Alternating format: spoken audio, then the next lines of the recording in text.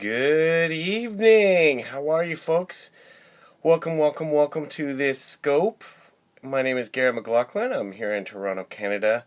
You can follow me at Let's Get You Free. You can swipe up or swipe right and share this out with your followers. But I wanted to share something with you tonight that I was reading that was 3 attitudes you need to adopt to fix your financial situation. It's it was pretty clever because I was looking at something because there's a lot of people out there that are struggling to make ends meet, and it all stems with the ability to be able to control money. Money is a horrible master, but it's an excellent servant. And there's something here that I was just doing a bit of research on, and I thought I'd share it with my subscribers out there. So here's the thing. Changing your mindset is the first step to changing your life. All right. Ideal financial state is when we are financially independent.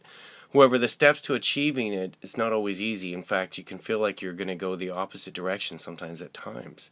You sit back and look at the hard work and wonder if a day of financial independence will actually come your way.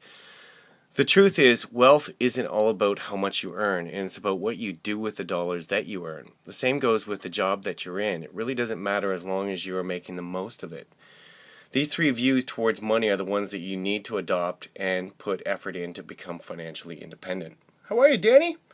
What's going on, buddy? I was just actually going through something I was reading tonight that I figured I'd share out with my followers as well too, and I found this really cool graphic, and I figured, hey, why not just shoot a scope, right? So here's number 1. Dollars are chess pieces. Your money isn't something that you can make strategic moves with and put them to work in many different ways. Utilize the amount of money that you make and you have invested and save and spend. Get your dollars out there and use them to get you more dollars as well too. That's a key right there, is that when you're using money to be able to do this. An example of this is, I get outsourcers a lot of the times to take care of little administrative tasks on a daily basis. And when I do this, I'm sorry, I'm just trying to stretch out this picture so that you can see something, you have a decent background. Mr. Danny Yoon, how are you, my friend? And here's number 2. Small leaks can sink the ship. This is where you need to crank in the numbers. We often think that a few dollars here and there may not amount to much, but it does. If you find yourself spending on impulse throughout the week, it can be up to hundreds of dollars per month. Access what you need and what you don't need to save money where you can. In this way, your financial goals are far more attainable. In other words, sometimes you got to cut out the things that you don't need in order to make room for the things that you do need.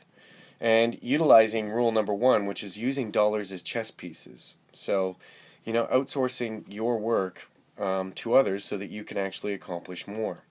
Number 3, don't trade hours for dollars. There's nothing wrong with having to show up to and perform to get paid. However, financial independence is met when you're able to find a way to bring in income you provide without being there physically. The best way to do that is to delegate in and bring in employees to assist you with tasks, or build systems that actually help you do this.